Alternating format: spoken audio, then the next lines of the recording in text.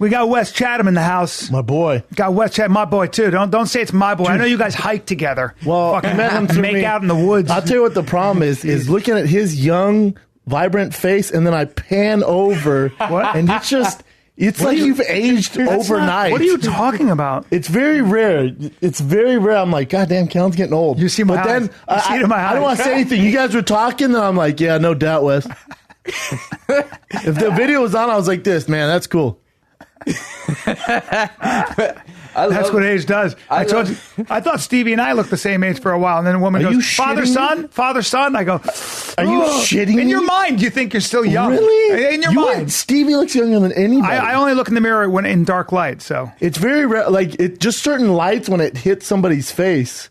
When it hits someone's face, I'm like, God damn. His handsome, like the smoldering handsome face when he does his thing. It doesn't really work. Well, that's I'm relaxed. Yeah. I'm just smolder. I don't care. The smolder. I have a natural smoldering. My face smolders when it rests. Mm-hmm. I don't have a smolder. No, you don't. Got your white shoes on though, huh? My whiteys. What are those? These are 5'4" New Republics. All right. Are those Andre Axie's fathers or? These are why are they so by a worn Japanese out? designer, dude. I don't care. Yeah, and they're super, super nice. I wear them because they're comfy and they're good for street fighting. Yeah, whatever. I can pivot quick. Wes took me on a hike the other day. I've been in LA for quite some time. I've never been up there. And you found it with your son when you took your son up there. Where'd you all go? Easy to find? Bring 2-year-old there. It's pretty a beast, huh? He went about halfway. And then he's like, I'm out. I'm like, all right, I'm going to carry you for the rest of the But you didn't take the hill way. You took the... We took the way you go around, but still no punk because you still have to go up. Yeah. It's a long Where was hike. this? Maniville Canyon in Santa Monica. Man, it's nice up there. I go to Topanga and Toronto. Man, it's so nice up there. Yeah, I go a little wilder. I go a little deeper, a little wilder than you guys. It's so ridiculous. You guys need to be able there. to see houses and stuff. Is that what you guys need to do? Yeah. Be in touch with in case there's an emergency. I tell you what, your boy Wes can move though. I was like, damn, slow down. I had to fake like my back was getting tight. Seriously? I was like, oh wait, no, my back was getting tight because I've been riding that Peloton bike so much. And you don't run a lot anymore. No, because my knee. So I've been just on that Peloton. What bike. about this? You've been doing the stairs? No, because I moved, stairs? So I really haven't been doing it. Oh, because you were. I mean, for a while there, you. My back was literally just locked because my haunches are so tight from my haunches from riding the Peloton, from riding a bike. So I was walking with him. He's a beast. Yeah, is a beast, man. Wes is secretly super competitive. I found out he's obsessed with jiu-jitsu. I heard that when he rolls or boxes, he goes full tilt, and he's like, "What?" No, that's not true. That's not true. Especially the guy, like, I do not go full tilt with the guys at Crohn's. Those guys. Everybody's so good. They're so good. Yeah, it's like, I'm just a minnow in a But you do a lot of jiu-jitsu now. Yeah. Because you were doing a lot of boxing, now you're doing a shitload of jiu-jitsu. Yeah, I was doing a lot of boxing, and then I started doing jiu-jitsu. When I found Crohn's opening in my neighborhood, and once I found that, that was everything. And you don't get punched in the face. You might get so choked. Much better. Smart man. Yeah. You're not nervous before you go spar. Yeah. What is I still get nervous. Sparring or jiu-jitsu? Jiu-jitsu. Oh yeah. I don't know why. I get nervous for before like class. A randori or something, like an open roll. Yeah, like open rolls or like usually when you go into the open rolls because I don't know why. Maybe, I think it's a lack of control. It's like there's something about not knowing exactly who the other person is, the unknown. Yeah, but is it because is the nerves because you don't want to get punked, or what is it? No, I think it's a nerve. Like like what I loved about boxing is the same thing I love about jiu-jitsu. If there is a little bit of a nerves and you have to really focus on what you're doing, you forget about everything else. And so afterwards, it's like a deep meditation, and it's also humbling. Yeah, and it attacks the ego every day. Right. And I think what's interesting is you think about. Before you go to an audition, or before you go boxing, before you go to jiu-jitsu, why are you nervous? You're not going to care. Well, yeah, but or ego, but it's ego. But you're not because the thing is, you go to audition, you're not going to. Don't you get humbled in auditions though? That's what I'm saying. They're like, no. That's what I'm saying. So you go to an audition, but if you go to an audition, you're not going to get hurt in audition. So what are you nervous about? You're nervous about your ego. You're nervous about being rejected. If you go to jiu-jitsu, all you got to do is tap. It's not going to hurt. What are you nervous about? You're nervous because you're going to See, I have a different experience with it. So for me, the reason I get nervous with an audition, if I really want it, is I want it. And I think it's because I want it so badly that I'm nervous that I'll screw up, and then I'll be mad at myself for not being focused or whatever. Right. So, but also I'm nervous because I want it. It comes from wanting. Because you care. Yeah, because I really care. Usually, a lot of times nerves come from you care. But the only reason I get nervous in boxing, the only reason is not because I want to win. I know what you're going to say. I'm afraid I'm going to get hurt. Can't box. That's for sure. But I'm also afraid I'm going to get hurt. So if I'm sparring like this kid Isaac, who is good and he swings, and he's smaller, but he's really shifty, and he catches me. So if I'm going to spar with him, and I know I'm going to go that day, I'm nervous before I go because if I make a mistake, I could get hurt, and I don't like that. I don't like getting hit in the head, obviously, right? Jiu-jitsu, I've never been nervous because I can just tap. But then again, I'm not competitive with it. Yeah. So if you're competitive, like I just have never been. Maybe I came to it later, so I don't expect to be good. Yeah. If I was your age, I want to get my belt and I want to. Yeah. So people. I don't think it's about that. I think because when boxing, there's definitely a higher state of nerves because you're getting punched in the face and it hurts. Jiu-jitsu, you're going to tap, but I do think it's not really nerves in the sense that you're worried about winning or losing or competing or being competitive. It's the nerves of just walking into a situation in the unknown. Yeah. Like there's the gym that I train when I'm in Nashville. One of my good buddies, his ankle got caught underneath somebody's body and it popped out. Just like certain things like that. That sucks. But you know what? I'm interested to hear how do you deal with the nerve? Like if there is an audition and you feel those, what is your so this is something that because I've told Brennan this, like nerves for me almost kicked me out of the business. Like I almost stopped acting, especially when things were going really well for me. Right. Well, because what I was doing was I was trying to fulfill other people's... From what I've known you, I think, because you said when things are going really well, I feel like when things are going really well for you, that's when you get most nervous, which is interesting. In a lot of ways. Well, so... That's what you're saying, though, right? Yeah, stand up. I'll speak just as a 51-year-old. Stand up, I've never been nervous. I've never been nervous, especially I saw you nervous. The only time I've ever seen you nervous for stand up was when you shot your special in Irvine. I didn't feel nervous. I was just focused and trying to. I think I was just being serious. I think you were so serious, but I think you were nervous because there was so much going on, and it wasn't. And I think you knew it wasn't the product we wanted. I think you're right. I think in that sense. And you're dealing with this. I'm like, why is he dealing with that? I was dealing with a lot of shit. Focus on being silly. Right. Why is he doing this? Right. Why are they doing this here right now? Right. Why is he worried about this? I'm like, fuck. That's. I think the only time I went, I was preoccupied. I look at Rogan, I went, God, he looks nervous. Yeah, which I've never seen you before. I was just preoccupied. I didn't feel. You bombed. You bombed your special.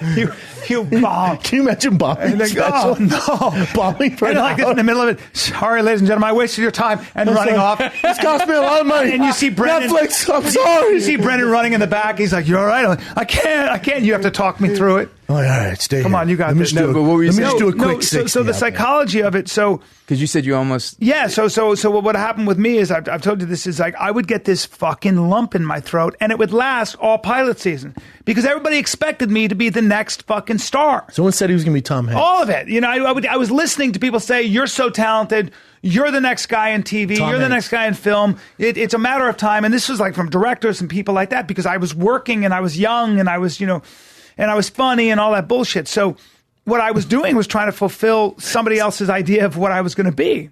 Right? Mm-hmm. They had expectations. It was all these expectations. That first round draft pick. It was other people's expectations, right? And then, so somewhere along the line, what I did, and I had a fucking teacher, Milton Gonzalez, who said, "Do me a favor, man. I don't know. I was working so hard in acting class, and I'd be in a class with like big time actors. Right. Everybody there was working more than me. So famous as shit. And he said, I said I couldn't get into the head of the character. I was trying to think about how he thinks, and he goes, "Can you not do that, please?" He goes, "Can you just get out there and look for something new?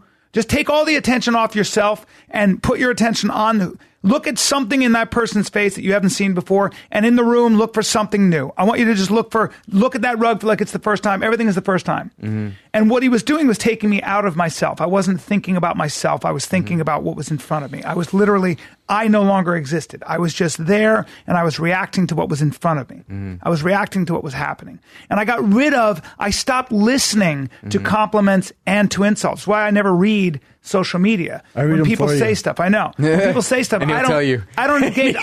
And sometimes I do go on it because my wife will read stuff and it's so overwhelming and positive, and I really appreciate it. But I try not to listen to anything because it is very damaging, because that also defines you. It's toxic. Yeah. So now at 51, toxic. Everything this year has been amazing, right? My own show. I'm shooting my special on the 20th. This podcast is bigger than I ever dreamed, and everything else. We have a blast doing it. So what I'm realizing is that, don't do that. And what I realize is that this is it. It doesn't get better than this. It might get bigger, but it doesn't get better.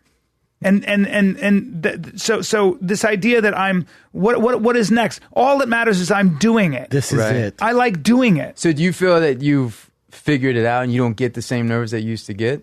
I don't get the same nerves at all. Because I will say, at all. And I will say, did you get nerves? Like I remember the reason. So Wes, he lives in Nashville. And he come back here. Then when me and him work out, it's almost more of he's almost my therapist, but he'll tell me what's going on. And so he did a movie with Sylvester Stallone. I was like, what the fuck, man? Were you nervous? This and this? And were you not nervous to work with Sylvester Stallone? Bro, when I wake up in the morning, I'm nervous. So I'm just a nervous guy. Anxiety? Yeah. So you have young man's ambition. So does Brendan. You guys are in a different stage than I am. Right. It's very important. You're 30. How old? 39. Yeah, well not young. not too young. But 39 is young for me, because that's an age where you, in my opinion, Morgan Freeman and popped his 50. Yeah, you still have deep wants, and you still have. There's a lot of uncertainty for both of you. But I think it's just, and I have gotten so much better. I think it's gaining wisdom to deal with uncertainty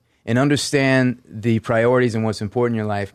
And it can't be placed on this business, because the business by its very nature is up and down. And if your value and your identity is wrapped up on what's... But I think it's also interesting that, like, when you told me you were Sylvester Stallone, I'm like, oh, that makes sense. Like, you're such a beast of an actor. So, but it's Sylvester Stallone. So, like, for me, like, when I remember when I was doing comedy and they put me on the same bill as Dane Cook, who I grew up watching. I actually went, one of the first times I went to a comedy show ever was see Dane Cook in LA when I was like, I don't know, fucking 18 or something like that. Right. So I'm on the same bill. When you're seeing them in person, I was so nervous. I was so nervous. That's normal. And I think when you're around them, I'm like, you figure out anyone who you look up to, anyone who you admire, watch on TV, or they catch footballs or shoot basketballs. Once you're there, you're like, oh, he's normal.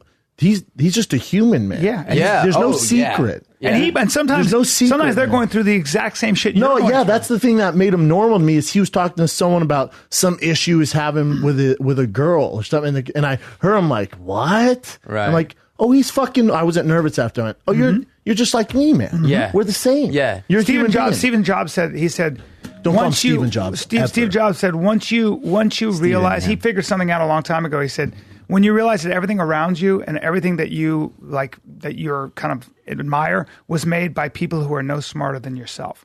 So a lot of stuff is just like, when I see wildly successful people in my business, at my age, I've had deep conversations with them. They're going through the exact same thing, and did go through the same thing I did. That's why they say don't meet your heroes. For that reason, because you think there's some unicorn mystical dust they have. You know, like I think Tony Jeffries was going in on this. You know, Tony, Olympic boxer. He grew up boxing since he was 6. National team, multi-time national gold winner. You know, he's a monster.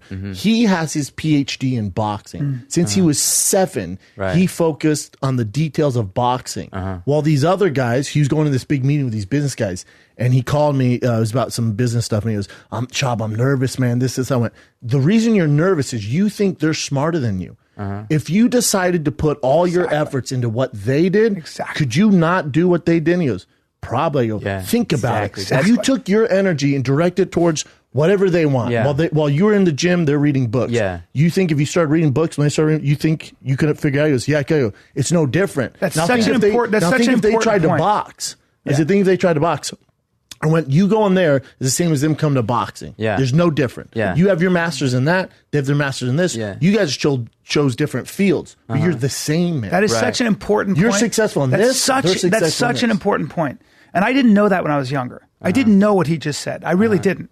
I just thought that I was dumb in a lot of ways. Right. But then I start to see that, wait a minute, practice and specific practice and deliberate practice and correct practice is how you get really good at something. Yes. And that's how you also build acumen and in other words, skill and understanding. Like a Yeah. deeper. But I'm also on a little bit of a different trip in terms of the fact that I think that we all crave order, right? We all Right. crave sort of the idea that we know what's going to come next in a lot of ways. Mm-hmm. It's just the way we are as human beings. Like I want to be on ground I've walked on before. Right. But you cannot avoid chaos. It's going to happen to Right. you in the form of tragedy, Curveballs. in the form of failure, in the form of dashed expectations Yeah. or whatever. Right. Hopefully, it's not something totally catastrophic, Yeah. but that's coming eventually. Yeah. Well, and I want to be ready it's for the that. truth of existence. You're going to have Exactly. chaos, and you're going to have. And coming to terms with your limitations. Yes, That's a huge yes. part. And the thing is, like when I talk about, Sorry. sorry, Go ahead. Yeah. No. But when I talk about, like I've found ways to deal with it, and I think it's like coming from coming from a military environment where your day is so structured for 4 years of your life when you go from teenager to 23, and your mind starts to, and it's still developing, but it finishes developing in that environment of the complete and total structure, and I really love that environment. I thrived in that environment of knowing what your day was laid out. And then you jump into this world where it's completely unstructured. It's on it's you. full of Loosey-goosey. uncertainty. There's It's no on- sergeant going, get up, Yeah. let's go. Here's it. It's And the so- same thing with athletes. Yeah, and so what I The found, exact football, same right? transition. And Any I- athlete at a high level. and what I besides found, and not I'm curious dying, to but- see if you found this, is that how I, and so when I was mainly kidding about, waking up nervous, because as I've gotten older, the way that I found to deal with it is just be prepared, work, and do the thing. When you came to Nashville, to me, stand up, what you guys, I couldn't even fathom like going out on stage and making people laugh. And when you came to Nashville, we were going to your show, we went and had dinner, and you're hanging out and you're having a drink and you're talking and you're eating, and the whole time I'm like, this motherfucker's about to go on stage. Like Yeah, I would I'm have not to be like meditating. that. I'm not like that. I'm not like that. I've been doing it so long. I gotta go, I'm not and then like he goes that. out on stage. I can't eat before. No, I'm not like that. Do you still get nervous when Fuck you? yeah. Even Hell yeah. even now when Oh, you're yeah. He hasn't been doing it long enough. That's very natural. But he's I've been doing it like so once or long. twice a week. It doesn't matter. It just takes a long time because Brendan's still formulating his voice, Right. still writing jokes, still trying to figure things out. It's all every show's different. Yep. And so that's that for a long time until he finds he's going to groove, he's going to groove and when he finds that, but that just takes a long time. Yeah. And he should be nervous now. Right. It's good that he's nervous. Right. If he wasn't nervous, I'd be worried. Yeah. If he wasn't dissatisfied with everything that he's doing, which he is, I'd be so worried. Yeah. Like he's always fucking calling me. He's like, I did a new shit today. It worked. It's that's how you should be. I was with Ken Jeong, right? Yeah. That's it. Ken Jeong, who from Hangover. Yeah. Ciao, gay boys. That guy. Yeah. Ciao, gay boys. So he was a doctor, and when he's I was talking to him last night, and when I walk in, we've never met before. Obviously, friends with Bryan because they were on the Hangover together, and he just gives me the biggest hug. He's like, "I'm such a fan, man, and I love what you're doing." I'm like, "What the fuck?" I'm like, "Really?" And so me and him sit down. I probably talked to him for I don't know, man. We're both about to get. We're just waiting to go on, and me and him had this conversation, and it was so interesting. He was saying, he stopped doing comedy like 10 years because his acting career took off, was so successful. And, he's like, money's not an issue for me. And I'm sitting at home and I found myself almost depressed because I didn't have that chase. And that's why he came back to stand up. Yeah. Now he has a special coming out on Netflix. Really? Yeah. So Well, see, that's fast. That that's goes what back he's to- saying. yeah, He goes, dealing with the- yeah. He's like, I'm a guy, I'm set with over here. Everything's Yeah. good. I have these offers. be But death for he goes, an I'm artist. sitting at home. I have my wife, my kids. Everything's great. And he goes, but I was waking up like, why am I depressed? Like, what's going on here, man? Yeah. He goes, so I started doing stand up because that I can control. That I'm not waiting for these people. Here's but what I will say this: I met a lot of people. He might be the nicest guy I've ever met in this business. Ken is the nicest. He's the nicest. It's so genuine. Fucking guy. It's so genuine, and he loves to laugh, and he's just. Bryan, can I get your email? Yeah, or you could just get my number. But then he emailed me this morning, man. He's just the nicest thing ever, man. Guy. Just the nicest dude. Here's one thing I'm curious about, because I've seen both of you guys stand up and here. Has there ever been anything personal because it's personal, it's authentic, it's honest. Has there ever been anything that you've revealed and afterwards you're like, I shouldn't have fucking. My new stuff. My new that. stuff on the therapist, where I went to a couples therapist. Oh, hey, my girl hasn't heard it, but it is a. Have you done Bryan that yet? I think that's funny. Have you said it yet? And No, I haven't said it. Okay. I was telling you a little bit. Yeah, I did that bit last night. See, when I heard that, I was like, that is for you comedy that you're to doing me. That's that. funny. Good for you. Because that's shit. I'm look at this. Can you tell the story I didn't even hear it, but I want to. No. I'm already Okay. interested. You have to come here. Not ready. I'm already interested. No, I don't Yeah. want to do a bit on air. I mean, you can see it in person. I did a thing that It's Rogan there, told me. though. I was a little drunk.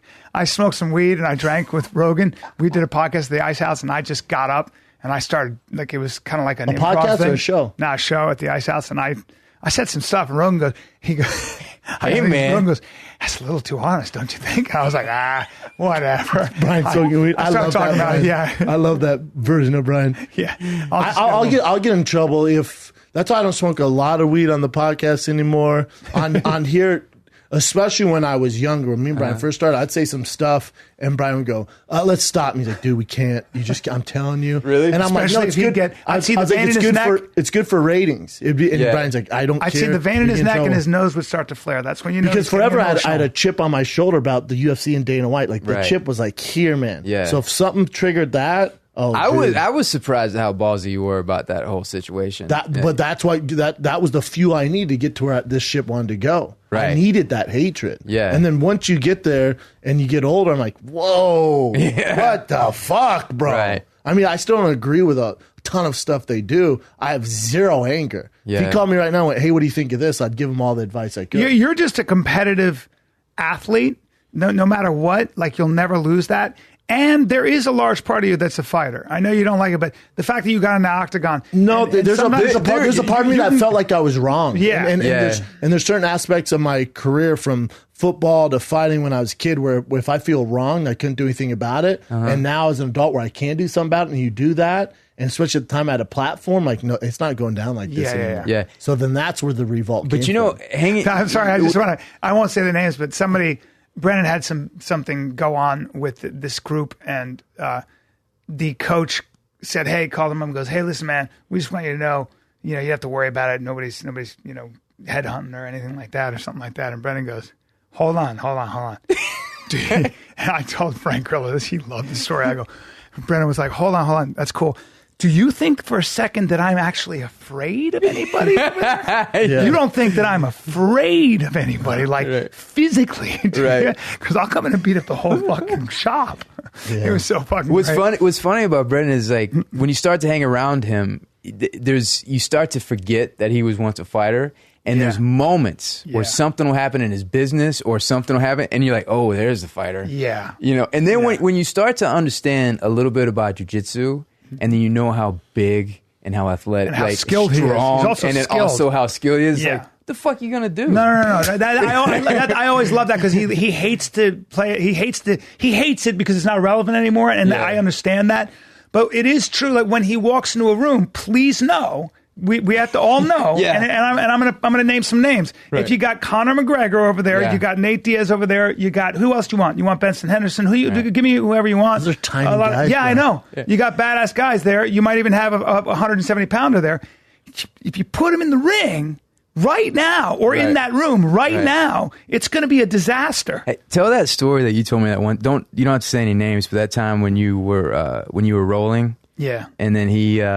And Brendan said, mad. "Watch this," and gave you. Well, he got a little mad. He got a little mad because if you're a giant guy, you don't want to be disrespectful and do this. This is what you don't want to do with Brendan when he's rolling. Right. If you roll with Brendan, I've seen him do it with really good guys. Brendan is such a fucking gentle giant. Right. He's not trying to tap you. He's not trying to win. We're rolling. Right. But don't do this. Shab, you. Well, no, don't beat up my friend in front of me. And then don't beat up my 46-year-old friend at the time. Yeah, don't beat up who's just trying to be cool, man. 46-year-old actor friend who's a blue belt used to be. Yeah. Don't do that. Yeah. Because then Brennan's gonna go, you can't. That's a see. That's where he's tribal. That's where he's like, that's my boy. Now I got to punish you. Yeah. So then you see him kind of turn it on. You don't. And by the way, he's not really turning it on. He's just upping it to 7, where he could go 10, but he might up it to 7. But 7's all the giant needs. Yeah, that's all. Yeah. Wes, can you tell that story how when you were doing the fight scene with Sylvester Stallone, because you've boxed for a while and you're like doing technique, and he's like, bro, that ain't working here. Oh yeah.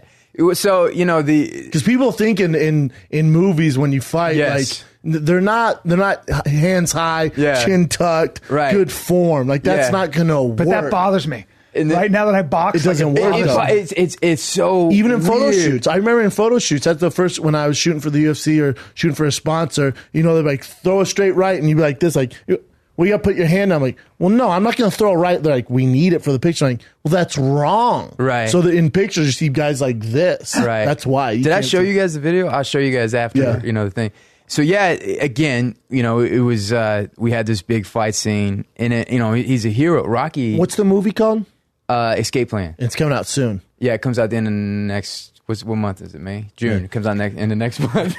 Thank you for the fact checking. But, so I was nervous again about the fight scene. I've watched this guy my whole life. He's had the greatest fight scenes in movies, and so I was really nervous about it. But then I was like, I get to show him, like, my hand's gonna be tucked, and I said no, and he really showed me movie fighting, and it's you come down from here where you're about to touch the floor. Yeah. And it comes back at that. And as we're doing it, I'm like, everybody's going to think I don't know what the fuck I'm doing. It's going to look terrible. Although sometimes it looks sweet. Sometimes, like, but then we watch it cut, and it's like, man, this is why this guy's does have Rocky. his PhD in He has movie his fighting. PhD in movie And fighting. there's movie fighting. He explained, like, he knew with the camera, because the camera was circling around, and he's like, just time your punches with the camera. I'm blocking the view. So when when the camera's behind me and comes across, it's too far away from his face, and it doesn't see it, but it catches the reaction as it comes around, and he choreographed the whole thing. Man. He's a really, really smart guy. Been doing it a long really. time. And then we saw it cut together, and I was like, holy shit. Good stuntmen know where the camera is all Does the he time. direct it too? Or He didn't. Stephen Miller, phenomenal director, directed it. But he, when it came, and we had some great stunt coordinators there. But when it came, nobody knows more about movie fighting They're than going to listen Stallone. to him. Yeah, so he kind of came in, saw what we were going to do, and then he put his stamp on it. Did you have to audition in front of Sylvester Stallone? No, no. That was one of the first offers I've ever got. And it's your That's first cool. main lead, too, right? That was one of my first. Yeah, so that's exciting. That's cool, right? Yeah, it is. Comes out soon. Yeah. Probably won't happen again, but it felt good when it happened. But that kind of is. scene is exhausting too. Like I watched Kevin Hart fight Lawrence Fishburne in Right On, dude, and Kevin is so explosive and athletic. He's little, but it was like he was running between his legs and stuff. The amount of energy that took, it was like as athletic as it gets. Lawrence Fishburne's picking him up, because there's only a limited amount you can use with a stuntman, and it helped that both of them were athletic. Right. Lawrence is a big man, and he's an athletic, big, strong guy. Yeah. But Kevin too, and it just looked amazing. But this is interesting. They were wrestling though. This is interesting, and this will go back to what we were talking about Theo earlier. But so one of my first shows ever was a show called Barbershop, and it was on Showtime. And we had not the Ice Cube barbershop, is it? They did a show of that, based off that. Yeah, based off that. And I was the white black barber. guy? Yeah, and You went.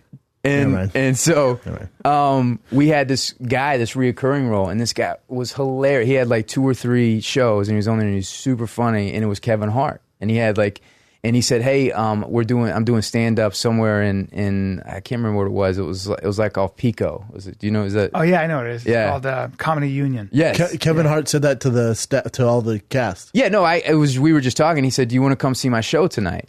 And I said, "Yeah, I'd love to come see your show." And I went to see his show, and I've never fucking laughed. So and How long ago is this? This was 2006. And Kevin's always been funny. And then at the time, it's the same with Theo. It's like, what was the, because you went and saw him in the thing. It's like, what was well, for the Kevin, thing? I think it started with a 40-year-old version. He was so funny in that. You remember him in that? Yeah. God damn. You remember that scene? And he came up and he's like, "Oh, now you're looking for a ninja? You found a ninja." Yeah. Bring that scene up. That's a funny scene because that was the first time Kevin Hart, like people. That was were a big that scene. dude can act. There's a few. He's just funny as shit. Hilarious. It's comedy, but same thing with Theo Von. I was talking with someone last night. Ryan from CA was there, and Theo was talking about going to Australia and the money they're offering. I'm like, dude, wait. I've been there. I'm telling you, don't bust your nut on Australia yet. That's not shit. Give it another year. Right. And they walked away, and I'm like, dude, he's one of those, Chris D'Elia. I was talking to Chris last night after you have stage. Chris is one of those guys too. Obviously it's Chris fucking D'Elia, man. Yeah. And then Theo, I feel like out of that young crop of comics, and you correct me if I'm wrong, Brian, but he's one of those guys. Like he's the next guy. He's just Theo? original. He's an original. Yeah. Like you won't see it, and there's just certain things that he does, and I'm like, my brain doesn't work that way. Yes. Like I would never think. He gave me one note. I'm like, on this Hulk Hogan bit I did, and he gave me a note. I go, well, no, Theo, because I would never do that. Yeah. My brain, that doesn't work. It's not your brand. No, Yeah. I'm serving fucking American French fries and cheeseburgers. You just threw in fucking tofu. Like that's not going to work for this it's brand. like But grapefruit mousse. Yeah, but he's one of those guys who I don't know. It's soon. There's like this slow rise. You can feel it. You can feel it. I came to that. I came to watch you one night, and he did that show about being in a cab and the cocaine. Dude, I never laughed so hard, and I see that, and you can feel. You could feel it's a moment for him. It's so weird, man. Like the Comedy Store last night in the OR. Chris D'Elia went, and I haven't seen him do stand for a while. And I watching it. He was doing this bit, and he's so animated. I'm just watching. I'm like, fuck, man, fuck. And he gets off. I was like, dude, that was so good, man. I was laughing so hard. And he brought up Rogan. There's just like this. There's this thing there. And then Theo gets on. I'm like, fuck, man. And then Chris made me laugh. Is these guys are around want to take pictures with us. And Chris takes a picture. He's kind of he's like doing a bit, just fucking around. And they're like, hey, can we get a picture too? He's like, yeah, no doubt. And he's like, Shab, I'm throwing a party. I'm like, what? And he goes, I'm gonna have a party. You gonna come? I'm like, well, it depends. What's it for? And he shows me his Instagram. And he goes, I'm about to hit 1 million. Like, bro, you can't. I went, hold on. You can't throw a party for hitting 1 million Instagram followers. He goes, can you imagine if I did? What a bitch move. Oh my God. I went, you definitely should though. Right. He looks at his phone. He looks at people, and he drinks coffee. That's what he does. Hit that Kevin Hart just so Wes can see it. Nothing beats I love this scene. What are you doing? That's my customer. It certainly is not. When I came upon her, she was unattended. I don't remember this scene. That's moving. You don't? It's where he was going through shit with his girl, so he's all stressed out. You want to take the shit outside? You want to just take it outside and just squash it? No, let's stay inside so everybody can see what a pussy you have, okay? Because when I remove keeping my boot from its seat, I can't return it until it has spilled blood. When I pull my blade from my sheath. Hey. You guys know that's not You're Kevin Hart, fucking wrong right? son. Yeah, I know. Where's Kevin Hart in this? This is the scene. I guess he's building up to it. You want to tell me? Fuck you, okay? I was born in Brooklyn, okay? My accent is a fucking Brooklyn accent, okay? Brooklyn? All right, man. Brooklyn? Look, you still covering my shift on Friday or what? If I can keep this going. I could do that. All right, wait. Here it is. Last thing. I'm also going to need that extended warranty on it for the price of on the house. That I can't do. Now, don't be a Negro, be my nigga. All right, help me out. Hold on. I ain't nobody's nigga.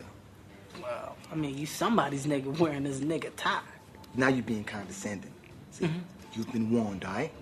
Let's move forward amicably. Okay, well, So check this out. Though. First of all, you throwing too many big words at me, okay? Because I don't understand them, I'm going to take them as disrespect. Hit me with the sale. Okay, see? See, now you found yourself a nigga. You were looking for a nigga? You want to go? Yo, I suggest you move back. Then fire off. Fire off. What are you gonna do? What are you gonna do, Mr. Floor Manager? How great is she? The best. I She's did a movie best. with her, and I love it. Did you? Is he a comic funny. too, B? The other black guy? No. God, he's funny. Great He man. is funny. He was in Weeds. Just met him. I was 16, nigga. What's his name? I'm saying Frosty. You know what I'm saying? What's this? Spoon, nigga. We fuck dwarves in the ass. Nigga, this dwarf here don't gotta be taller. Pull a trigger off of somebody's face. Oh, nigga. please, Good fine, nigga. afternoon. Back up. What's up? Hey, What? Nigga, Well, welcome to Smart Tech. hey, is this your boy? Looking smart. That's his Russ. What? Hey, What? how can we Where you help at? you, sir? No. He don't need no help. He's already been served. This your boy? Yeah, that's my boy, nigga. We rep the same smart tech. You just got fucked up with him. Both y'all niggas gonna get clapped up when I get back. Both of y'all niggas. Look, he almost laughs there. He almost breaks. Man. Yeah. Well, aim high, Willis. It's such a great scene. So what happens on the audio if you watch when you watch a clip? They have to chop it up a little chop bit. it up. But Yeah, if we yeah. play the whole thing, we get kicked Oh off. yeah. Sorry. That's a hilarious scene, Such a though, great huh? scene. Yeah, he's so fucking good. He's always funny.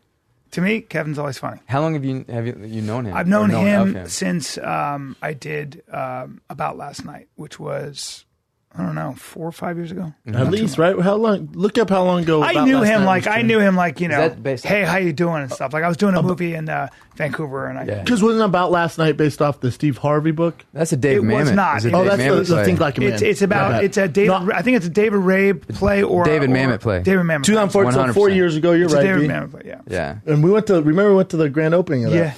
Yeah. The premiere. I remember that. I Yeah. was in a suit and shit. Yes, you were. Were y'all doing the show? Were y'all? Oh yeah. Yeah, that time. Yeah. Oh yeah. Oh yeah. Mm-hmm. Speaking of shows, you do a little show that people are familiar with called The Expanse. Yep. And if you don't know, it's a big show. It has its audience, like its built-in audience, but it has like a cult-like following. Because I remember, and I text you because my boy Marwanalo was on, and he was like, "Dude, have you seen the cuts? Like the Kevin James show got cut, which Boss was supposed to be on, so he was all brokenhearted about it." And then he goes, and he was a big fan. He goes, "Even The Expanse, man." I go, "What?" I go, "No fucking way, The Expanse got the Knicks." And he goes, "Yeah." I go, "No, there's no way. I just saw a thing on how this last one was their third highest ratings ever. Like I see it all over online. How people are like, "Oh, it's the best sci-fi show on TV and forever," and it has like this huge like following. And then when they go, it got cut. I'm like, "No, there's no way." So then when we went on a hike, I'm like, "Dude, I'm so sorry about The Expanse," but it doesn't really work like that because I think for TV shows, especially this day and age. Unless you're on a big network, but when you have, it's tough to get a following. You guys have a following. And how about this, B? When they found out that they thought they were going to cancel Expanse, the fans bought or hired a airplane to go around the studio with a huge banner on it. What? Yes. Yeah, that said Save the Expanse. It says Save the Wow. Expanse. That's They how said- rabid these fans Wow. are. They That's fucking. That's a Nutso. fan. They sent coffee care packages to all the employees at Amazon. Damn. So they the kind of the reality is the TV business is kind of like the Wild West nowadays, and they're trying to figure out. Because I'm listening. I'm just sending this Yeah. link that I wanted to bring up that I want your opinion on. Right. Keep going. But the kind of the broadcast model of tune in on Wednesday night to watch your favorite show, that's kind of going away, particularly in cable, basic cable. And so The Expanse didn't really start to hit with the fans and the following until it went on streaming. And it's a streaming show. It's made for streaming. And the deal that was at Sci-Fi, all the benefits that come to Sci-Fi from the show is when people tune in live. And so, I understand their situation because people weren't tuning in on Wednesday night to watch the show. And it's hard to kind of quantify your audience when the bulk of it's online because, Amazon or Netflix, they don't really release that numbers. And so the amount of support that when the show got canceled, it completely changed the equation. So did they call, did your agent or someone call and go, "Man, we're getting canceled"? Yeah. Because you guys know the show's going well. You're like, "What?" Yeah, it was like hard to believe. I mean, it was 100 out of 100 on Rotten Tomatoes. It won the Hugo, Newsweek. Peep this out. And Wow. so, yeah, How great is that? I woke up, I read this morning. I woke up to this. The Expanse revived for season 4. But if you read the article, I think that the title is a bit misleading. If you read the article, it's basically saying that they're in talks with Amazon. There's no way they're just going to let it go. I hope you're right. I mean, we haven't crossed the finish line yet, so I can't really say much about it. But I'm with him. I think this is a streaming show. I definitely think like this would be why? Because 2018 was hell yeah, yeah. And also too, yes. So I really feel like we know this, but Netflix has taken over so much that you don't even hear people talking about HBO as much. I mean, HBO, of course, used to be the crown.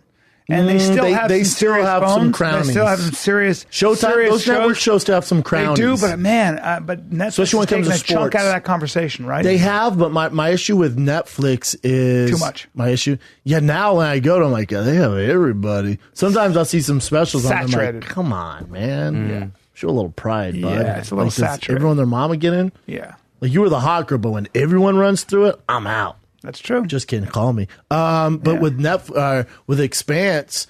Well, I'm sure because you guys are killing it. This be the fourth. This be season 4. This would be the season 4, and you love doing it. I love the show. I'm a sci-fi guy, and I think this show is definitely everything that I want to be a part of it. I'm space laser guns. I'm excited. Yeah, shoot laser guns. You shoot laser guns. No laser bullets. Real bullets. But you love it. Yeah, so your fingers are still crossed. My fingers I see this and I'm like, oh, money. Because where there's smoke, there's fire. Yeah, I mean, I don't. You guys shoot 13? I haven't got. I will. I'm cautiously optimistic. We haven't crossed the finish line yet. See, I'd already spent my money on season 4. I would pull in a McLaren, like, what's that? Hopefully we get picked up. Yep. Yeah. Is that a Phantom Rolls Royce, dude? Correct. Right. Season 4 is supposed to come. But I do think there could be an edge to the show that you just can't get with network TV. You know, there could be an edge. There's on there. The Expanse first season averaged 50, basically 500. Yeah, blah, blah, blah. You don't have to worry about that, guys. What show do you watch? What shows do you watch? You know what? I haven't really. You not really watch TV? I haven't really been watching TV. I haven't really watched any shows. Do you know? I mean, I watch when the last show that I tune in when it comes on is Game of Thrones. Yeah. That's the last show. They just wrapped season 8, and my boy Todd Film was in Spain watching it, watching it film. I'm having lunch with him tomorrow. I'm like, dude, just give me something. He definitely won't, because I'm a chatty Cathy and we'll probably leak it on this podcast. You'll leak on it. accident. Yeah. What shows do you watch? I don't, but I try. But again, it's Game of Thrones. It's just a couple. The majors. I watched Molly's Game last night. How was that? I'm not done yet with it. What is it? It's an amazing movie. Really? Jessica Chastain, to me, one of the best, the hottest, and one of the best. Oh wow, actors. the hottest. I think she's so hot. I'm so attracted to her. Right. It's because you just watched it, so I'm gonna give you a pass right now. She's so hot. Give you a hard pass. She's so talented. Oh, you know what? She is a fucking smoke show 2000. Isn't she? Yes, she's so talented. God, she can act. She's her so in talented. Zero Dark 30. Oh my God, girl, hunt me down, dude. And in this movie, get the force out. Hunt me down. Show her in Molly's Game when she's got wearing these dresses with her body. It's like you're like, what is going on here? I had a small thing in the Help. The movie The Help. Oh yeah, she was a bitch in that. Yeah, she's so hot. She looks great with dark hair. Cool. Nice. And, you ain't lying. You know what I'm saying? And with that talent, I was losing my shit. My wife was right next to me. Look at her. And I was like, well. Yeah, but it's like when your wife gawks over, like, say, like Luke Rockhold. She doesn't. Or Wes on TV. She doesn't, man. You know what I'm saying? She doesn't. Like, you bow down. Because you know what I'm saying? Like, you can understand. Yeah. Like, when I was watching David Beckham at the royal wedding with my girl, and she's like, oh my God. And I was like, right? Fuck, man. No, you got to give it up. I get that. You got to give it up. My wife has weird crushes, though. My wife is, without a question, Bill O'Reilly. And it goes both ways. His wife wants to suck off Bill O'Reilly. No, she likes old men. Amanda wants to suck off She likes Bill old O'Reilly. men, but she likes Tariq Azim. She's like, they have this flirtation. He loves her, and the whole thing is inappropriate. What about famous, though? Because people that listen to that don't know Tariq, the guy who owns a gym in San Francisco.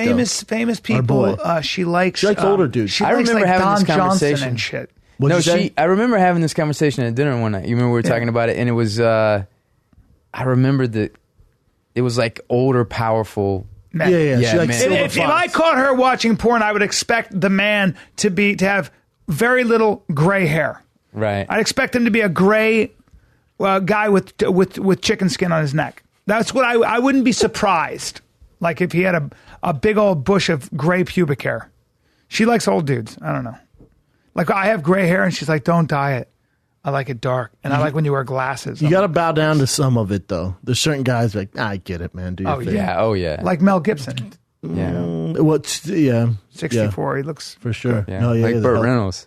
Burt Reynolds. Yeah. You ever seen when Burt Reynolds slapped that reporter? Yeah. You ever seen He's him got open an hand anger slap? Yeah. Yeah. Bring that up. He Jim. used to have a major He literally problem. open hand slapped this guy. Asked a question. He goes, "What? What'd you say?" I think he called the wrong name. And just goes, slap. It's like at a red carpet. It's like last year. That's so funny. God, you imagine getting slapped? He used to come into my Here it is. He used to come into Burt my acting flips school. out. And Reynolds apparently got a little slap happy last night. Hitting the CBS. Is this from the 80s? Why is that guy talking like that? With the video, CBS 2's Michael Pomerantz here now with the Blow by Blow. Michael? Maurice Reynolds attending the premiere of his new film, really a remake of his old film, The Longest Yard. When either in Great movie, by the way. Adam Sandler, quarterback. First one was great. Well, I don't know anything about it. He says, "Do you know anything about the movie?" He might have had some surgery. Oh, yeah. That's not even his real hair. It's a messed up video. He asked me to tell him about it. He's standing here in a shirt that he's ironing. A man who works for CBS. I'm embarrassed. I like the guy. He's a nice guy. He's a tough guy. He wants to come out. He can't because he's under contract. But we'll meet later. He's basically saying, show a little fucking respect. You come in a shirt, shorts. You don't know the movie. Ask me questions. He came into your acting class? Oh, he slap used to you? come into my acting class and do scenes. And then he would, yep. And Is he then a monster? Oh my God. He used to come to my acting class and he would do a scene. He did Carnal Knowledge, which was a movie that Burt Reynolds did. And he played the Burt Reynolds role. Wait, no, Jack Nicholson. I'm sorry. I meant Burt Reynolds played the role of Jack Nicholson. So when you watch Burt Reynolds play Jack Nicholson. Was he brilliant? And what makes him incredible is he's fucking hilarious. Burt Reynolds has got an incredible sense of humor. Yeah. And he's also a master actor where you look at him and he does shit with the scene. And you're like, this motherfucker, every little detail. You're like, and the whole class, we're laughing so fucking hard. And Then he's so talented. he sits and we talk to him about the scene and you'll ask him questions. Do you get this too, Wes, in your act? Because you go to acting classes all the time now. Some of the big dogs come in and do stuff like that? Well, yeah, that's what I was telling. Like the older cats? That's what I was telling Brennan the other day. I haven't nobody like Burt Reynolds, but I was telling Brennan the other day. It's really interesting to go to class and see guys that you recognize that have been doing things forever, and they're still in class, and they're still struggling. Working. Yeah, and they're still doing shitty scenes. But I'm talking about successful I know. people. And then you know, like I've done a movie where there's like a few fighters, and they're like, yeah, we're going into acting next. We're going to do a thing, and it's like, well, are you you've been studying? That drives me like, nuts. what? Man. No, I met with fighters that told me that. I'm like, dude, you saying you're going to acting, which I've had my auditions, I've been to acting class. I'm like, you saying you're going to jump into the Hollywood business is the same as Burt Reynolds or Bryan Callen go, I'm going to take a fight in the octagon. Yeah. There's no difference. Right. That's the language. This is the language. Higher stakes You're in the disrespecting it though. Kind of. You're going to get fucking embarrassed. Yeah. You're going to audition. I'm like, it's a hard no. Right. What the fuck, man? I used to see really great actors like Doris Roberts, who's been on Broadway. I don't know who's won how many awards, how many Emmys has she won, how many fucking awards. And when she walks into a Broadway production, sometimes they stand up and clap for her. She was a New York legend and a fucking TV legend. She would get up and do a scene, and after the scene, the teacher would be talking to her, and she goes, I was just nervous, and I was talking to myself, and I just I don't think I hit that moment. And you're like, again, everyone has the same issue. We all have the same issue. Well, it's not easy. I thought it was interesting. You and I were talking about literally my favorite actor is Josh Brolin. He's my favorite guy. Yeah. And we're talking about someone who got super famous late in the game. Yeah. But he's been just grinding. And we connected because Josh, if you haven't listened to Josh Brolin on Mark Maron is one of the best podcasts I've ever heard from a celebrity actor of that magnitude going on podcast. I gotta listen to it. Brolin's been doing it since he was 16. He went to New York for 5 years. This is after the Goonies, after grinding, whatever. He went to New York for 5 years. So he took a while off, right? He took what he said, and he said it in the podcast, is that he realized that even though he was being successful and everything, that he didn't have the craft that he needed to have to be able to get to the next level. So he went to New York for 4 or 5 years, and just did theater. And so my first I think it was one of my first movies was a movie called In the Valley of Ella. And I was there, and Brolin had a smaller role in that movie. And I got to meet him. Like, you guys should have him on the podcast. Yeah. He is very funny. He's got a great sense of humor. He lives in Venice too. But he's also a guy who's been through it, and so he gets it. It's like there's no pretense. It's like he's just so done with all the bullshit. So I got to know him in that situation, and we because the film went to the Toronto Film Festival. He came up and we talked about the film. Then I just happened to go to the premiere of No Country for Old Men. So this was within a year and a half. Okay, so a year and a half. So he did a small role in this. I went to the premiere of No Country for Old Men. They wouldn't see him. When he was doing Grindhouse with Tarantino and Rodriguez, and they made the tape for him. And the Coen brothers, they were impressed with the lighting, but he didn't get the job. Yeah. So his agent Michael Cooper got him in there, and he went. Got him in the room, and he went in the room, and he auditioned, and he ended up getting the job. So I saw him at for the premiere of No Country for Old Men. Then the very next movie I did, I had this was in a year and a half, was W. And he was playing George Bush. He was great in that. And he was phenomenal. And he was the main guy, like the film revolved around him and his performance. And it really taught me a lesson that if you do not learn the craft, just like if you want to, like you see, it's like with jiu-jitsu. A lot of the actors that we see and that we know on screen, they're purple belts, there's some blue belts. There's very rare black belts. Yeah. And when there is a black belt, they're going to work for the rest of their lives because they can do the craft. Yeah. And so you see somebody like Brolin, who, when the opportunity came, he has 3 movies coming out this year. He did the work. He had his black movies belt of the year. Yeah. I saw Deadpool. I want to see it. I went through the exact same thing with acting. Did you? Yeah. Well, I came out of theater school. I then did some plays in New York, and then I started doing stand up, and then did you land Mad TV? And then I landed Mad TV, and after 2 years, I realized I didn't know how to act. Did Mad TV almost hurt your progression because Mad TV was such a comedy character? I don't know. I just wasn't ready. I didn't know what I was doing. There's a lot of issues with me. I'm fucking a retard that way. Sorry to anybody. Don't say retard. I know. I'm just an idiot. Brolin talked. Then I went back to class, and that's why I got into the Beverly Hills Playhouse, where I studied with. And I remember the first thing my teacher said. He goes, even when I got into Saturday class, which is sort of the quote unquote master class, after being in the regular class with Jeffrey Tambor for 5 years of doing scenes and working my ass off, and he goes, not cheap either, by the way, everybody. No, it wasn't too bad. No, it wasn't too bad. No, it wasn't at all, actually, back then at all. But now it is, right? I don't know. Maybe, but some classes are. But they always kept it fairly reasonable. Keep going. Sorry. But I remember I did Cat on a Hot Tin Roof or something, and it was a really hard scene. I'd worked really hard, and again, this is when people Neil Simon would sit in. The great, yes, all the time. Neil Simon, one of the greatest American playwrights of all time. I mean, dude, for my generation. If you're an actor, it's like Neil Simon is barefoot in the park. It's crazy. If you're an actor, you do all his scenes. Yes. Go ahead and read some of the plays he's done. You might recognize them he's 90. He would sit in class. And he would it's so nuts. One of the great American So you went back and learned the craft, and then... and Milton Gonzalez, who was my teacher, said, "Very good. You were very facile. You got talent and stuff. And you moved in and out of that. There was a good character." And he said, "Well, how do you think you did?" I said, "I don't know. I think I did all right, but I'm obviously here in this class." And he wrote The Odd Couple, Brighton Beach Memoirs, Barefoot in the Park, Broadway Bound, Biloxi Blues. Barefoot in the Park. It did the craziest shit. It just goes on and on and on and on and on. Yeah. California Suite. They made so many of them into movies. If you're at the 80s, 90s, 80s, 70s, 80s, and 90s, 60s, 70s, and 80s, there's nobody bigger. There's nobody bigger. And so he says to me, he goes, "Very good. Now I want you to look at the class. You recognize a lot of faces?" I go, "Yes, I do. Yes, I do, including like Broadway legends and stuff." And he goes, "Yeah." He goes, "And I liked what you did, but you know that everybody in this class can do exactly that with their eyes closed, right?" And I went, "I do." Oh, wow. And he goes, "So my job is to teach you how to go beyond that." And that's how I started. That's amazing. Yeah. So you see, like when you get involved in those type of things, those type of people, you realize like when people say, "Yeah, I'm going to give acting a try," you just like.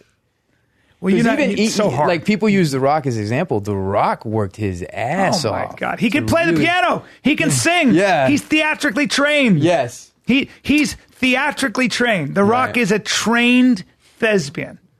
You know, he plays the piano. When you learn how to play the piano and sing, that's a huge part of acting. Yeah. But even The Rock, different what you guys do, because The Rock is basically the same character in every movie now. You know what I'm saying? Like he's a version of himself in every movie. But there's still a craft to be able to even I'm not do that. saying Yeah, that. I get what you're saying. He's got charisma, I think. He has a lot of charisma. He has the look. There's to me, there's a difference between a movie star and an actual legit artist. Like you can't put Rock on Broadway. It'd be tough. You're to right. Put him. You're right, Brandon. He's great at that. Fuck, You're is right. he good? And if you like that action movie stuff, it's brilliant. But for me, I don't like that stuff. I would rather watch Daniel Day-Lewis all fucking day. You're so right, dude. And when you because when to me, you that's go not real. That's a hyped up Camaro. Yeah, it's cool. You're right. I'd rather look at a Ferrari that's been handcrafted. Dude, when you go to New York and you watch plays with actors you've never seen, they do shit, and you're like.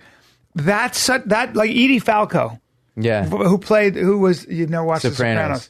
Edie Falco, I saw her, and I think it was Sidebar. There's certain plays where you see these people and you go, "Oh my God, you're such a good." Oh my God, like at Dude, the I saw Scarlett Johansson on Broadway and Liev Schreiber, and they was fucking brilliant. Liev, he's done a lot of Broadway. He's done a lot of God, he's a black belt. Yes, Liev Schreiber. Again, a black he belt. came from New York. Yeah. Doing theater all the time. Well, Josh Brolin talked about it. He goes, and so was Marin. Brolin was like, this day and age, like, you know, I meet these young actors, I'll be on set with them, and they just want to be, you know, they want to be famous for acting, but they don't have they didn't put in the time. Like, I'll reference plays, I'll reference certain stuff, and they have no idea. Now, Brian, have you noticed that? So, like, when you first came to town and you started acting, when I first came to town, being a good actor was the way to go. Like, that was cool. Yes. That was respected. Yes. And it's like, it's weird because it's getting, it's losing touch of that. Totally. And now it's like people, like how many followers on Instagram or it's a different realm.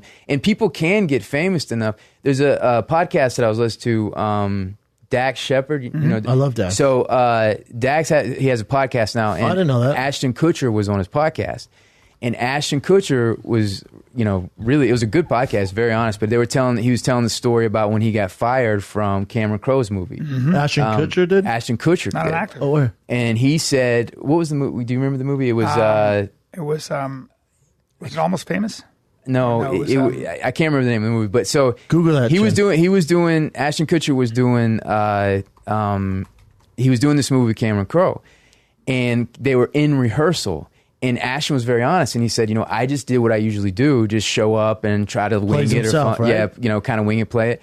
And Cameron realized that it wasn't working, and so he got fired.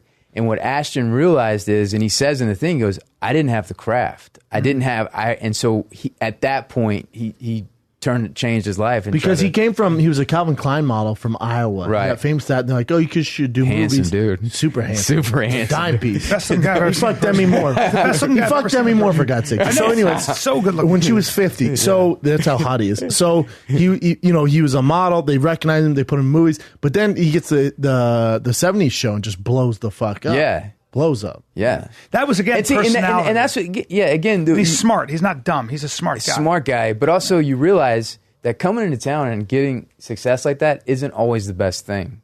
You know, it's the careers. Like if you look at Callan, like with his show and everything now, the careers that he worked Slow and boil. worked. Slow boil. Slow boil. Slow boil. Slow boil. And again, And even that. I think he's a purple belt too, Kutcher. Yeah, he is. Yeah. With and a Machado. legit one. Like Yeah, oh yeah, Machado. for sure. Yeah. Trains all the time. Yeah. Yeah. But the thing is with Ashton Kutcher, like, yeah, he's not Daniel Day-Lewis in the slow boil, but he has it. What most people don't have. Yeah. Like I can pick him, like if he's in a movie, it's Yeah. even more than personality. He has something where it he's not sticks acting out. anymore, But the thing is, though, Is he acting? The thing is, though, if you have it and then you have craft, then you got Brad Pitt, then you got Tom Hardy, then you Correct. got, you know, because they have it, but they know they've learned Tom the Hardy. craft. Tom Hardy is a real actor. He's a black belt. yeah. And those guys Tom can Hardy. do, like, I also think a lot of really good acting is about bringing something different to those lines. Like they'll interpret that song very differently. It's a different rhythm. They're coming at you with a character like Benicio del Toro. They come at you with a character, and the choices are so different and unorthodox. It's the unconventional choice that they make. But now, it's one thing to be good at saying lines. It's another thing. That's where The Rock is. But when you have someone like what's his they make name? it their own. They make it their own. Tom Hardy does something you don't expect. But also, like this day and age, let's say I'm a 17-year-old who happen to be funny, I have a personality. I can go to auditions. I could probably try out for Nickelodeon and all that stuff. I might get a few no's. Or I can just cut through all that tape, build a following on YouTube, and start blasting my shit out and making money. But you'll make money, but it only goes so far. It will only last so long. For sure. And but I think that's where kids are going. Like they want instant gratification. They want instant recognition. Now let me ask you a question. So, being known as a funny guy, like sometimes, like auditions is the least funny feeling place at all times. What if you show up to an audition and you're not in the mood, like and they're expecting you to be funny? I use that. Yeah, I think that you're supposed to use fatigue, or if you're not in the mood, I think that should color your audition. I really do. I think that there's something very funny and different about if you have to be happy, play a guy who's happy but in a bad mood. That to me is more interesting. Yeah. So it's just energy, right? But it's also the truth of how you feel. Right. So sometimes that can help you. Yeah. In my opinion. Did you find out what movie he was fired from, Jim? Maybe I don't like Everything acting comes up anymore. The Ranch. It talks about his co-host that got fired. Well, Ranch Danny is Masterson. Netflix. Yeah. That's his show. It's the. He hasn't done much, has he? No, he has. Oh, he's done a ton. Who? He has his own series on Netflix called The Ranch. Oh, he does? How was your audition experience? I haven't gone on a ton, right? I'm so busy, and obviously stand-up's such a beast, and I have my show on Showtime. So unless it's something that's just like a home run for me, again, because I'm not going to disrespect acting. I know the amount of work and that'll have to do to get there. You got a great acting coach right there. Yeah, and I've actually gone with I've worked with Bryan, stuff like that. The last one I went on was for Super Troopers. Those guys from oh, really? Broken Lizard. Did you see and that? I haven't seen it, but they were great, man. They went in. I had them laughing. I was doing my thing. They were great. But great again, it's Elizabethtown. Right. And there was another big movie that he turned down to do Elizabethtown. It was like too. But see, he got the hang of acting because if you saw him as Steve Jobs, he was amazing. How was that? I didn't see it. Oh my God, he was great in that. With that, to me, he was better than Fassbender. Well, the moral of the story of what he was saying is that because of that low point of getting fired, that he completely started studying acting and the craft of acting and realized that's something that it's all the same. It's like in MMA when a guy gets super famous, they launch him right at the top, and then he fights a guy who has his black belt and everything, and he gets in there and realizes he has no wrestling, and then they're gone for a year or two, or sometimes they never come back. But those holes get exposed eventually. Could you? I just couldn't imagine like how hard, like being a fighter. And instead of going to auditions, you're going, and if you're not good at what you do, you're going to get fucked But up. you know what? It's almost better. At least it's black and white. Yeah. Hey, Yeah. you suck. Or, like, I'll be at the coffee shop and see a girl reading lines, I'm like, fuck, man. Go get a with fighting, you job. get shut off. Fighting, you actually get shut off. Fighting, you get punched in the Fighting's face. black and white. You fall to the ground and you're out. Like, it's almost like, you suck. And you're like, oh, that was very clear. Obviously, I can't argue with that because I got knocked out. But now there's acting classes, where it is a business. Whole industry. And they're like, oh, we'll get you. Look, we trained Jamie Foxx. He was right where you're at. And it's $200 a week and all this. So it's this. So be like, oh, I can do it. And it's like, fuck, man. Maybe you're the exception. A lot of it is, if you've been doing it for a long time, like there are a lot of people that have been doing it since they were like at least teenagers. That's a huge advantage. If you learn how to sing and dance when you were a kid, that shit, and just you've been performing and you've been on, that shit is really hard to compete with. Yeah. Like the majority of people I saw that worked all the time, if you look at their history, whether it's Justin Timberlake or it's Jennifer Aniston, they'd been Matthew Perry. They'd been doing it since they were, I don't know, 10 and 11. Right. That's hard to compete with because Ryan all Reynolds. the distractions have gone away. They know where the camera angles are. And oh, by the way, they've also been trained. Like just learning how to sing Experience. and dance. You is say a huge part. Ryan Reynolds was a kid star? Yeah, he was a child. No way. Yeah. Yes. Really? yes. He was a kid actor. I didn't know that. Yeah. And he's been phenomenal. working his whole life. Yeah. And that's where you go, oh, it's like when you see they've had such a head start. Yeah. How did you start, Wes? Because from the military, obviously you grew up in Georgia. Yeah. Football, bit of a meathead. There he is. Southern, bit of a meathead, Southern boy. Well, I started Marines. acting. I started acting before I did anything. Really? I didn't know Yeah, that. I started in Georgia? Yeah, and I started like I did Tide commercials when I was like 7. Well, so you're a child actor. No, I mean, and then I kind of left it, and then I got in trouble in high school, and I had to go to this alternative school, and in the alternative school they had this amazing English program, and in the program they had us write an idea and theme and an outline of a play, and then they'll vote on it, and the winner gets to spend all semester writing and developing a play with a professional theater group that donated their time to the bad kids. That's cool. And my idea sounds like an episode of Locked and I got Up. to do it. And so it was called the Gift Center was the school because it's like a gift because we would have been kicked the fuck out, but it was like. So my idea won, and then I spent a semester writing and developing this play with these professional theater group in Atlanta, and then we put it up at the end.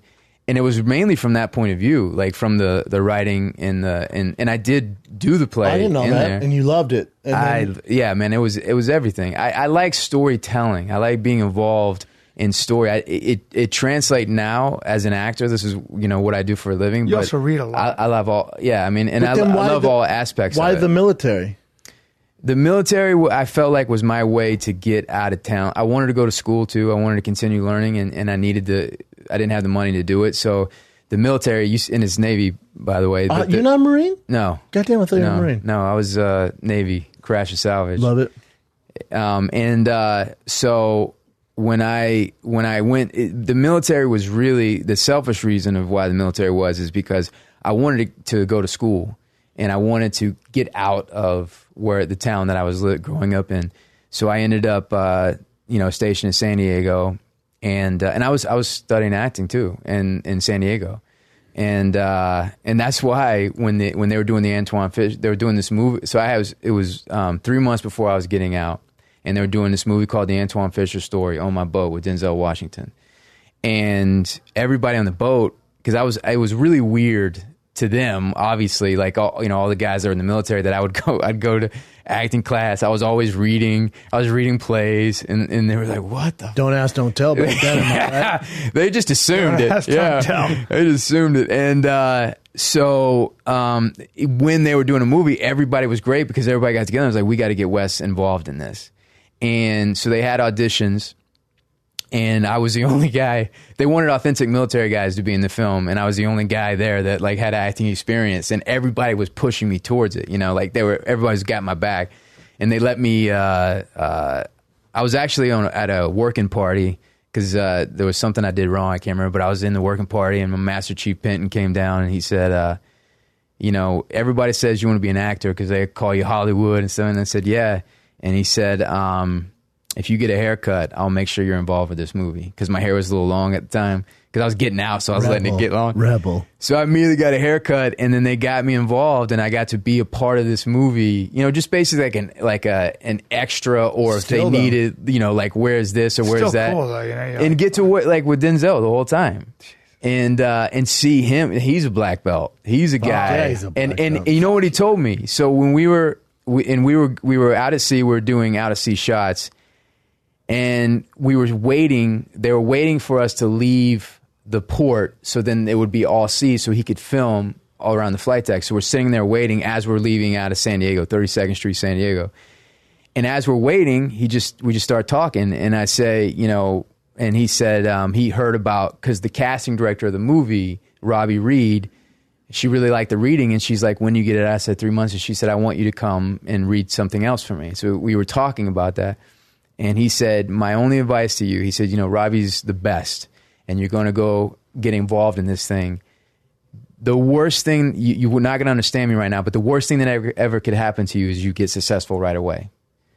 And he said, I'm telling you, learn the craft, pay attention to the craft, because that is your lifeblood. That is your only currency in town. Damn. Right. He said, you know, you can have a certain look, you can have a certain, all those things go away. The only currency, the only power that an actor has, the only way that people will take you seriously is be good at what you do. Yeah, when you walk in the room and you're undeniable, and you show the writer and the director that there's another way to think about this character, I believe that's how you get most parts. Yeah. When the writer has an idea, because this is what he wrote, and he spent 3 years on it, and the director has an idea, and they have strong opinions, right? And they know what they're looking for. And then somebody comes in.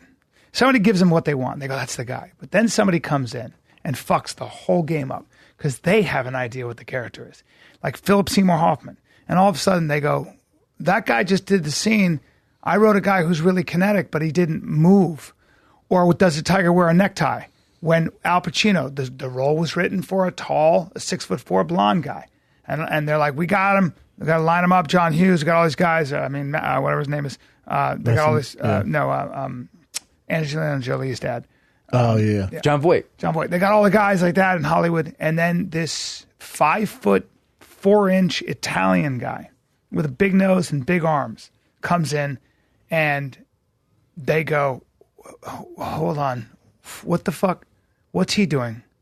What? I know it was written this way, but I just think that it would work. I know, but dude, it's described as a tall blonde. I know, dude, but and they're like, I know, fuck it, let's give him the part. That's what guys like Al Pacino did. That's what those guys, they'd come in and go, I know you guys all have your idea. This is how it goes. Yeah. Philip Seymour Hoffman, I'm not going to move. I'm going to sit in one place and I'm going to mumble my words. Marlon Brando, when you were an actor, you learned how to enunciate and you took voice lessons and you studied Skinner technique. And if you had to be open and you had to project because it was stage. And along comes a guy just kind of talking and you had to reach. And he made you couldn't even hear what he's saying. But he did this, and this is how people talk. And he was wounded, and he wasn't looking at you. He wouldn't even look at the other actor, look down, and they're talking, playing around with. They're like, what the fuck? Who's the muscular guy who's acting like a real person? He changed everything. When he walked out on stage in London on A Streetcar Named Desire in a tank top, they thought that a drunken man had walked in, the guy who was working. They thought he walked in. They didn't know what the fuck was going on. Jesus. It had never been seen before. He comes on stage. When he was done with Streetcar Named Desire, with the British version, the audience in England, this is all the elite of England, the women were screaming. It was a noted thing. It was not done. Do you think he fucked every woman in the crowd? He fucked. Yeah. Well, he had 11 kids. Yeah. Bring him up for a second. Bring up a video. Look that at video. that. Go back. There was a video of that Streetcar Named Desire. Go ahead and look at him But here. he's the only Look at guy. him. Listen, Was he watch good? this scene. This is the best scene. Watch this. When he does the cat thing. He wasn't good looking. You must be Stanley. I'm Blanche. Blanche Dubois. Oh, your still sister. Yes. Oh, hi. Yeah, where's the little woman? See, none of Watch that this, shit. watch this. Like, What were you going to say? Look at his body. watch this. Oh, where you from, Blanche? See the scratching? Like none of like this was all antithetical to actors before. Like when he came in, he changed that's right. everything. Oh, yeah, that's not Just acting like a human being? Yes. Yeah. Like a rough. Yeah. Watch when and he Got a set of hair on This him. changed everything. This scene changed everything. Boy, bombshells sure have changed. and She watch wasn't when a he's. bombshell. She was an aging beauty. No, really? Yep, that's what it's about. That's Vivian Lee. Never heard of her. Watch out. Hey, you mind if I make myself comfortable? My shirt is sticking. Please do. I'll take it off, dog. This. Where I come from. It's my Get real itchy pants, trousers. They're too. looking fresh and hot weather. Why, I haven't washed or even powdered. Here you are. Well, you know, you gotta be careful. You're sitting around a damn thing, catch you cold. Especially when you've been exercising hard like bowling is. Yeah, we put on the exact same shirt, sir. Well, you're the teacher, aren't you? Yes. What do you teach? English? Well, I never was very good English student. How long you here for? Well, I don't know yet. You gonna shack up here? The way he looks up and I down. thought I would if it's not inconvenient for Tiger. you all.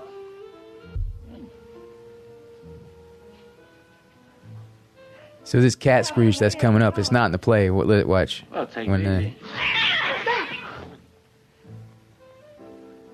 Not those cats. See, he would do shit like that, like the unstabilized that what. And at the time, like there was no such thing as improv. Nobody like, did that shit. Nobody did that. That yeah. looks like regular for if you've seen a lot of movies, it doesn't look like anything. Yeah. Back then, nobody was doing that. When you watch that movie, everybody wore those T-shirts afterwards in America. Everybody. I'm wearing one right now. I know. So is Everybody's like, I wanted that, and everybody started working out. They're like, I want to be muscular like that. Right. The actors weren't fucking. Have you seen how skinny Frank Sinatra was? Have you seen how every actor? How about Humphrey Bogart? Never did a push-up in his life. Just as shitty a body as it gets. That guy comes along and everybody goes, holy fucking shit. It's a copycat league, right? Yeah. It's a copycat league. And there was a certain kind of understanding of there was no there was a not only did everybody know the lines, they knew like how it was going to be inflected and how it was so controlled. Yes. There's no randomness. And he came in and he created presence and listening. And improv and listening. Improv. Yeah.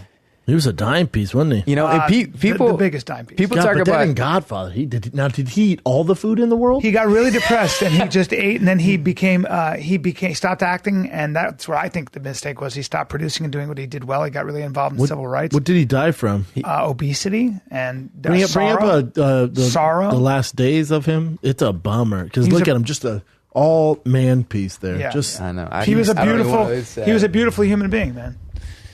But Elia Kazan talks about when Martin Luther King got assassinated, he fell down on the ground. He locked himself up, and Elia went to see him, and he fell to the ground and started crying. Do you think there's something with somebody that's talented, that they're that talented, they're so sensitive, they're so empathetic? No, absolutely not. I think that's not true. I think what I think he was a guy who thought that acting was frivolous and bullshit when the world was on fire, and he wanted to feel like he was making a real difference. And what I think the mistake was is that you were a great actor, and you should have been an actor. You should have been a great actor, and you could have changed the world with your acting, not with your. He became too sorrowful, and he became ashamed of acting. He was ashamed of it. That's how this ends. Do fellas. his thing in shouldn't have though. Ask him to do the Apocalypse Now. His little thing, Apocalypse Now. Have you seen that movie, Brendan? Apocalypse Now? So this guy shows up. You haven't, and I need you to go watch that. Is there anything worse for someone to say? Have you seen that movie? Oh, no. Oh, my God. No. Well, you haven't seen it? You gotta watch that. I know. This is all improv. I'll get on to it. He didn't even read the fucking script of this movie. He showed up, and Coppola was so mad because he didn't read the script. He was overweight. He didn't read the book. He plays Kurtz. And then they had him do this scene. So Apocalypse Now he made this shit up. Did you have that background? It's taken off of Joseph Conrad. It's Vietnam, right? Yeah. But it's an adaptation of a Joseph Conrad novel about the Congo. I've seen horror. So he just walks on set, said, fuck your lines. And just did this. But you have no right to call me a murderer. You have a right to kill me. You have a right. He's there to kill him. To do that. Is that him there, bald? Right to judge me. He just shaved his head in the thing. And they're doing it in black because he's so overweight. He was supposed to be in shape, and he didn't. Showed up out of shape and didn't read the script. It's impossible through words to describe. And they were like, hey, man, we can't have this. Necessary to those who do not know what horror means. Horror. Horror has a face, and you must make a friend of horror. Horror and moral terror are your friends. If they are not, then they are enemies to be feared. This is all improv? All, Jesus Christ. Looks like he'd be a handful to hang out with. That's a young Martin Sheen right there, my friend. There's a documentary on this. You probably stop now, Jim. Yeah. But the thing, so like in the one in, what's the French movie with the butter in the ass? The Last Tango in Paris. Last Tango in Paris. When he's talking about, there's a scene where she's asking him about who he is, his childhood. And he just tells his childhood. Yeah. He doesn't tell like the kid. He just tells his childhood about growing up in Nebraska and like the dog looking up. And it's fascinating, but it's him. It's not like it has nothing to do with the character. Yeah. He's a little crazy, yeah? Yeah. Oh, yeah. Yeah. 100%. Yeah, a little crazy. But he's a handful off stage, also, too. Paul Newman By handful, I mean awful to hang out with. Paul Newman said, I resent him because he was the most talented guy in the world, and he let it go to waste. That's how it goes, though. Those guys who are that, when they're just so talented, there's just usually it's very rare. What's the fighter version of Marlon Brando? He could be. Somebody that's that gifted but just throws it away that they didn't appreciate it. I mean, the comparison would be like a Mike Tyson or a John Jones, but John Jones he's still the greatest of all time. He still does it. Can he come back? Oh yeah, he'll be back next year. Yeah. Oh really? Next year? Yeah. He's only 29. But he's the only one. But again, he's not that big. It's not like this where he's overweight and he's just a royal fuck up. No. Yeah. Tyson Fury in boxing, who's he's the linear champion. He's a heavyweight champion. Then just he couldn't defend his belt against Klitschko because of mental illness and just disappeared. Or head trauma. Now he's back. No, it's not head trauma. It's depression. He suffered from his entire life. He did. Yeah. I wonder if depression can come from being boxing as a kid too, though, right? Maybe, but some people are just depressed. Everyone wants to chalk up brain trauma, CT. No, you're a dark person, man. Yeah. Right. I'm sure being punched in the face There are plenty ain't of people who helping. don't box who suffer from But there's depression. a ton. All these kids commit suicide. They have no brain trauma. Right. You know what's interesting is we're talking about your heroes or people that you saw. I got to work with Tommy Lee Jones one time in this thing, and he's another one of the greats. But it was early in the morning. It was the first scene up early. Again, I was nervous. And I'm waiting for him. And he shows up. You could tell, like, his hair was sticking up. Like, he just kind of got out of bed. And he gets off the bed. And he's kind of and they were doing the walkthrough before we do the thing. And he was kind of with his lines, kind of moment. And I was like, oh my God, Tommy Lee, like, he showed up. He's not really prepared. He's not ready. He's kind of reading the lines or going through stopping the thing. And it was a little bit like, I felt relaxed. Normal, yeah. I felt, because he's like normal, and maybe he had one or two drinks the night before. I don't know. Ed Norton. But so we walk through the scene. We walk through the doing the thing in rehearsal, and I'm like, what's gonna happen? Is he gonna cut to? He goes into makeup, whatever. I don't know what kind of he comes out laser focused, ready to go. knows every. I mean, unless he can just, he knew every line. It's cocaine. He's a brilliant man. And he was just Al Gore was his roommate. zoned in. Jesus. The listening it was intimidating. Have you have to deal with any like divas? That bums me out when I hear certain people, especially on the roads. Like, God, what you call this here before? Ed Norton told me worst. about working with Brando and De Niro. So Ed Norton is like, he's in this scene and he's between them, right? And I can't remember the movie. So. And Ed Norton's a great actor. He stopped acting because he was one of the original investors, I think, in Twitter. So phenomenal actor. Yeah, he made about $300 million. He was like, bye-bye. He did that Michael Keaton thing. Yeah, he's phenomenal. He'll do whatever he wants. But I've heard he's a little difficult. He's got very strong opinions. He's very intelligent. So without getting into those details, he said he was sitting there, and here he is. He's working with Marlon Brando and Robert De Niro. Two of the greats. It's literally like working. He's like, and he said to himself, he goes, here I am in a scene with the greats. And I grew up watching. This is Robert De Niro like before the bullshit. And they're doing the scene, and Brando's so heavy, and Brando doesn't know his lines, and he's like, and Brando's so heavy, and he's like, and Brando's like, what's the line again? And then De Niro's here like that, and Brando's now finally Brando gets his lines as Brando's doing the lines, and Ed's trying to look really thing, and all of a sudden you just see De Niro, he's going. And he's like this. He's like this. And they go, cut. And De Niro goes, and he looks at Ed and he goes, last sleep? And Ed goes, I think so. He goes, well, there you go. What a bummer. And it was like, that's all. You know what? Fuck you what guys. What a fucking bummer. You guys suck, man. You guys suck. So like you guys suck. Stop talking about. Hey, it's like my show gets picked up. I've been late to the podcast 3 times in a row, and he's like, since your show got picked up, you've been fucking like 10 minutes late. Success has changed you. Don't do that. You gotta stay fucking hungry. Yeah. You know what I'm saying? It's like Well, you're rich now. No. I'm not going to be late again. I will not be late again. Now I'm going to be fucking 10 minutes early to everything, because now is when you have to actually double down. Fuck that. Fuck that. That's not going to happen. That's not going to happen. Character trait. Are you nervous about your show? No. Yeah. No, I'm never nervous. That's not something I suffer from. Yeah. I don't suffer from nervousness. I suffer from the opposite. Erectile dysfunction. Yes, erectile dysfunction. You had some current events, Chin? Yeah. Let's go pee. All right, go Yeah, for piss real quick. Let's go piss. Let's go piss hard. it. Ready? You want to Yeah. finish talking? No, go ahead. Oh, no. We did. Yeah, go Okay. ahead. You got time for lunch after this? Yeah. Bryan, you got time for lunch? Hey. You guys ready? All right, go ahead, Jen. Hey, how about that? No, just kidding. Chin dressed up today. What do you got, a date tonight? Something? Did you kill multiple people? So you're celebrating? Yeah.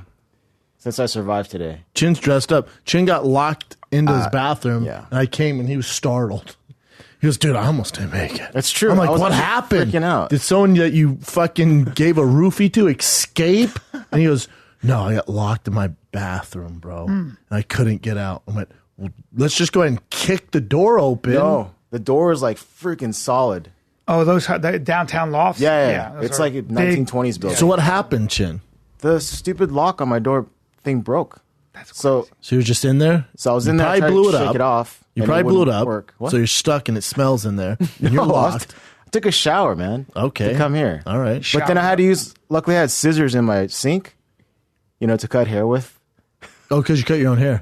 Yeah. So I used scissors to take off the screws from the door lock. You cut your own hair? Come on here. So do you, bro. Wow. Like that, How do you though? do that? Thanks. No, you didn't. He also fades his own hair. There's Yeah, he a does. fade. There's a That's fade. a good He fades his haircut. own hair. What? Thanks, man. Hey, so you MacGyvered the I goddamn MacGyvered door. it. And I still thought I was going to be stuck in there forever. And I was until sending you current someone events. came by. Yeah, and I knew someone was up. You're like, got it, cool. Because usually we talk. I was like, man, what's going on? He's probably busy taping a man's mouth. Do you remember when shut. you guys came to visit me in Toronto and it was like, and Chen was mad? He's probably busy taping a man's mouth shut. I saw Chen mad before. When you guys came to visit I'll me never in Toronto. forget that too, Wes. You I was, came like, to, and Chin was really at. You remember upset. you guys came to visit me in Toronto. You're doing your show. I was there, doing my show in Toronto. and then- Chin was there. and we were having dinner, and Chin was mad as. Why was he mad? No, because you guys were supposed to wait in the lobby. I was late though. Oh, you were Yeah, super I was late. And we left, went to the restaurant. Yeah. And Chin was like, what Where the you guys fuck? at? I was like, damn. Yeah. Don't I wasn't piss, really don't mad. piss. He'll get hot on And then you were mad Oh, at the airplane, the airport. Was I really? Yeah, you were on the phone with the airline. You were mad. Oh yeah, because Oh, they that- messed up my bookings. that's Right? Yeah. But remember, Drake's security guard gave us rooms at the Four Seasons suites, Yeah. so he can't be too mad. Beautiful. Yeah.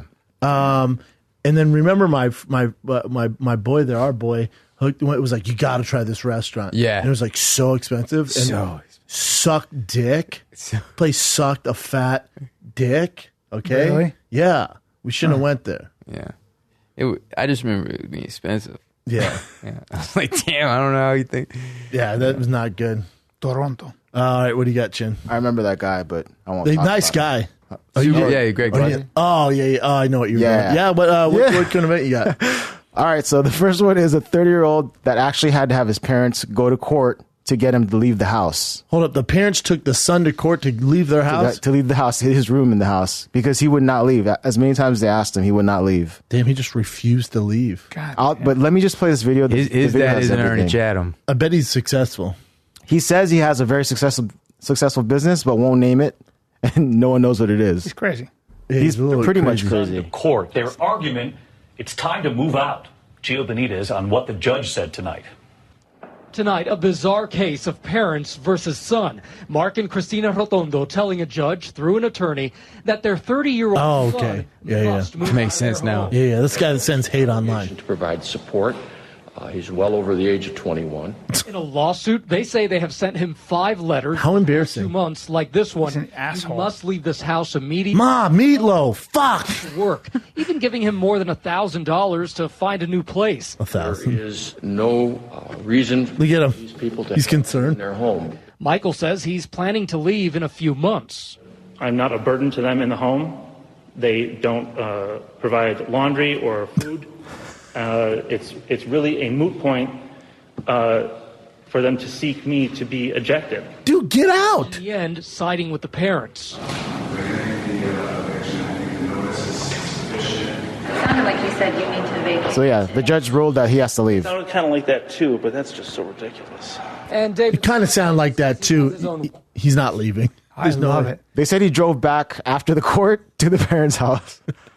And just chilled. Yeah. Like, you guys ain't gonna do He shit. sucks. God, he That sucks. guy sucks. When I He has think of a kid, internet too. trolls, that's exactly what I Can think you imagine of. their parents are so over it? They're like, get Can you out. imagine you hate your kids so much? You're like, dude, we're taking you to court. Get the fuck Did I out. ever tell you that when my wife and I went and did a parent, this expert on child psychology and how to deal with kids, and the woman goes, you know what? And sometimes talking, your child might be this, and sometimes you give birth to an unlikable child, and everyone went, and she goes, it happens. It happens, and it may have happened to somebody in this room. Who knows? But I'm just telling you, don't feel badly because sometimes And then did she go, it's just a matter Debbie? of chemistry. I couldn't fucking believe But it. the thing is, are you aware that your child's unlikable? Yes. Because You'll be okay. aware. Yeah, All right. no. You can You give can birth- tell when the kids are playing. When you go, that'd be- I'm like, I want to be like, Debbie, get your kid sucks, right? Yeah. You know this. Like, Or you just give no birth, one likes you him. give birth to a bad seed, a bad kid. He's just mean. None of the kids want to play with him. He's just the snotty nosed kid. He's all mean. But it would Antisocial be behavior. scary to not see it in your kid. Like Oh, you they think your don't. kid They're is- the same parents going, definitely try out for American Idol. Well, there are And they can't schools for sing worth psychotic shit. children. There are institutions. It's for called public school. psychotics. Yeah, there are kids Where that I are went. psychotic, Where that I are went. bad, and that kill and do things like that. And they were saying, the New York Times ran an article a long time ago. Are kids born bad?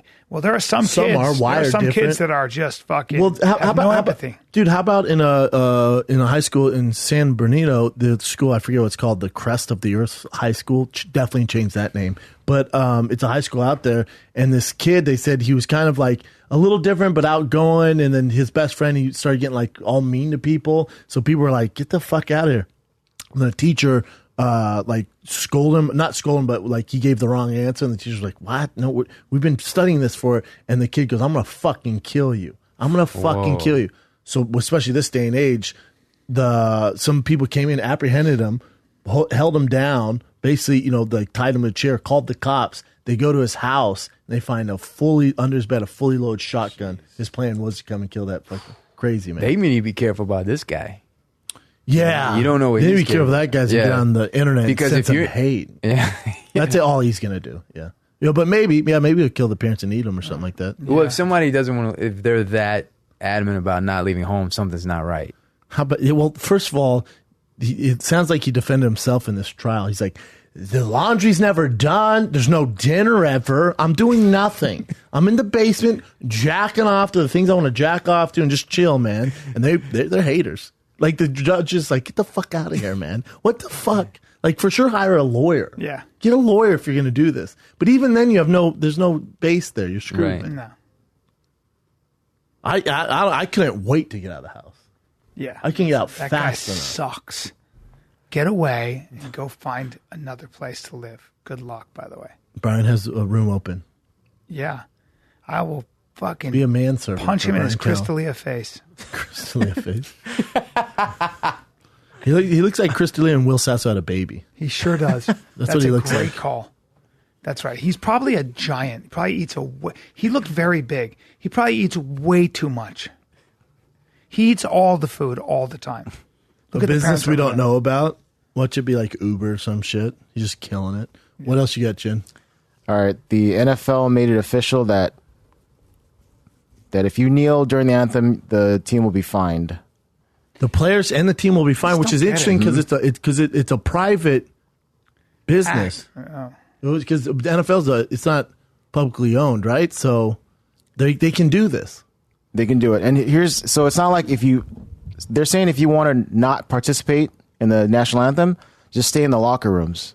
But taking a knee during that That you can't do that, yeah. So if you don't want to participate, just stay in the locker rooms and come out afterwards. But you can't do it there on the field. And there's the option. There's not an option just to ignore it. What do you mean? Like He's like, taking away their right to protest. Yeah, like I mean, like I served in the military. Here's the thing, and I Wes, understand. and I'm all for this, and I Yeah. think people should be able to protest First it. viewership. But now you're an employee of that team, Yeah. and when you do that, it hurts the bottom line. Is that the best place to protest? Probably the most eyeballs, but you're a contracted employee of the Los Angeles Rams. And it hurts viewership, right?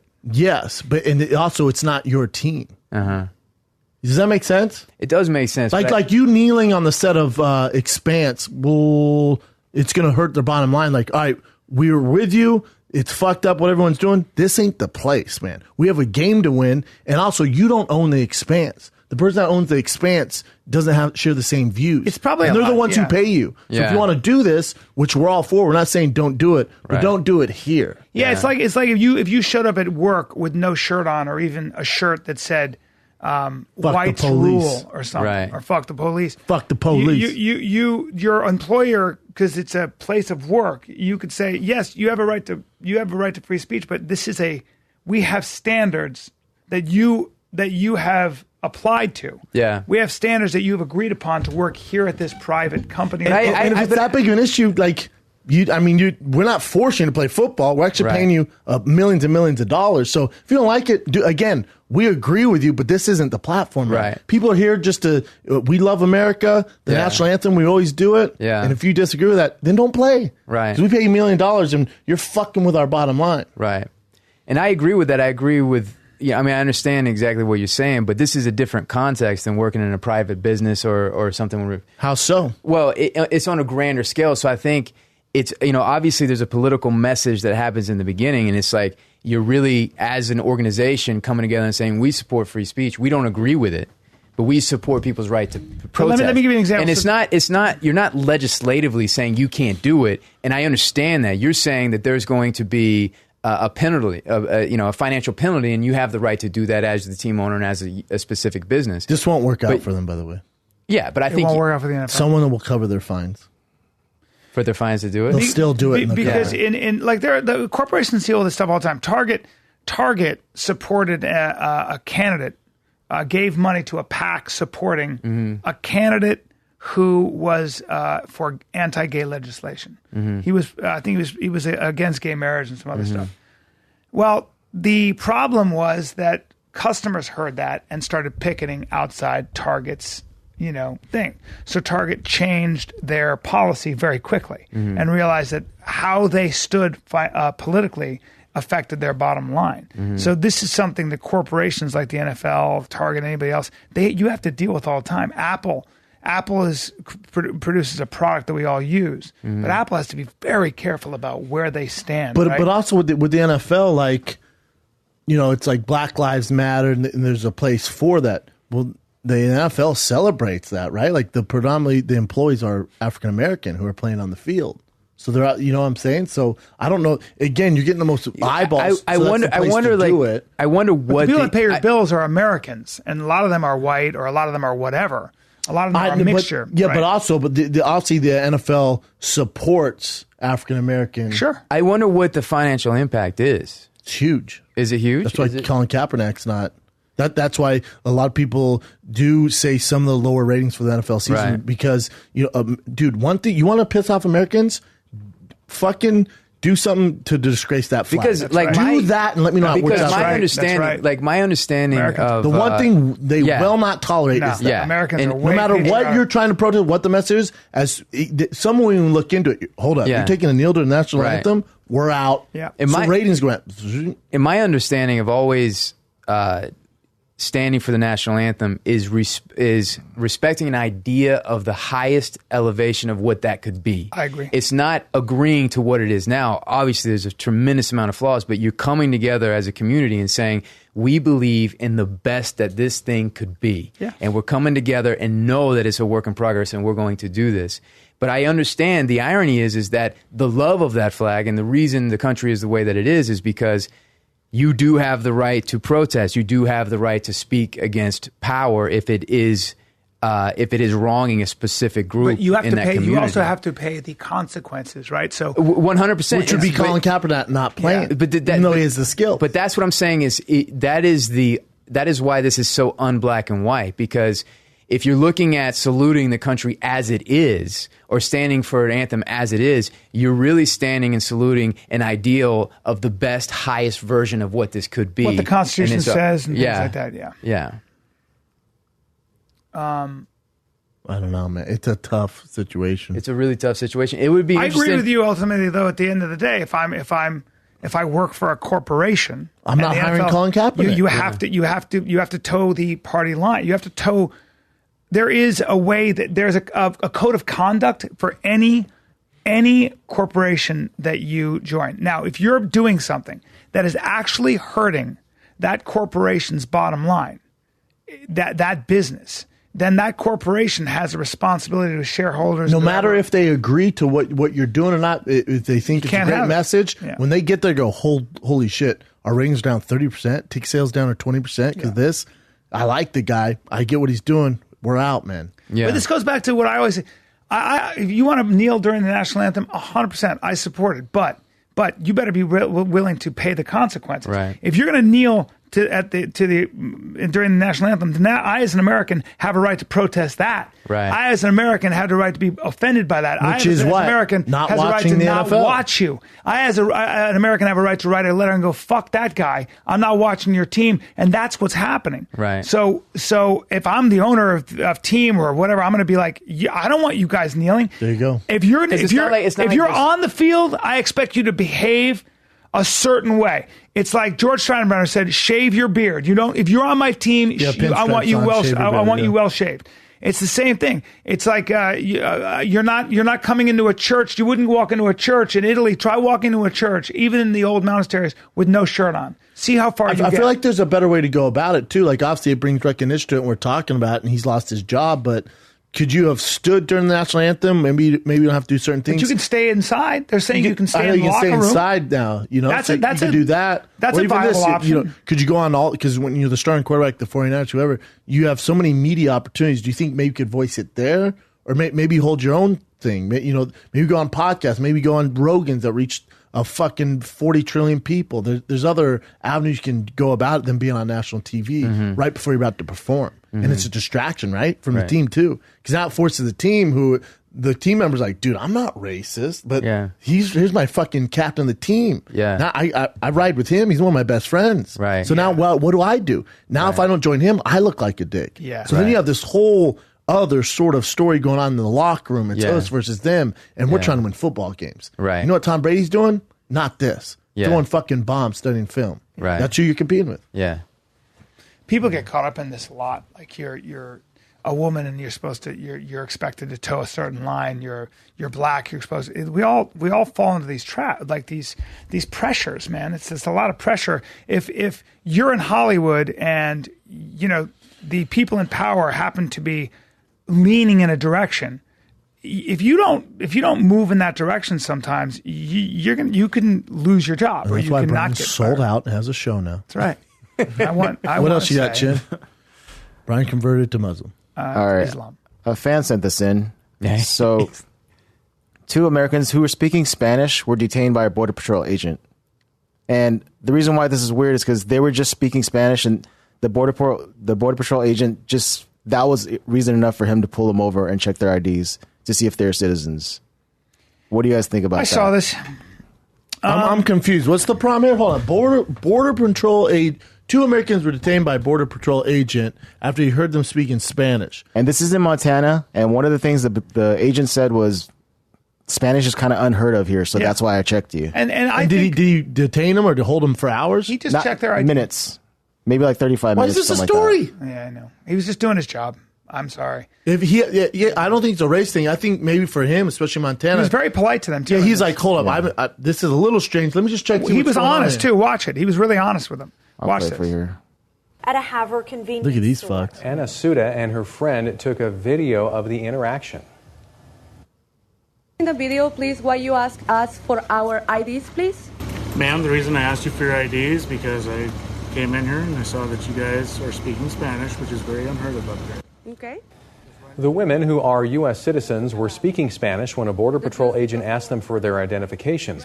Suda said she paid for her items, gave the agent her ID, and she started recording the agent in the parking lot. The agent told Suda the reason he stopped them was because they were speaking Spanish, which he said was unusual for that part of Montana. Which is true. The agent told the woman his actions were not racially motivated. Suda says they are still in shock that this happened. Oh, come on.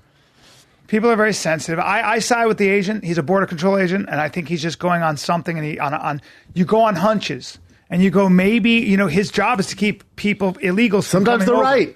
His job is to keep illegals from going over. If it's the first time he's heard Spanish in a long time, that's just something he can go on. I think cops do that all the time. I mean, that doesn't mean he's racist. But it just means I know that there are a lot of people coming over the border. A lot of them happen to be Spanish speaking.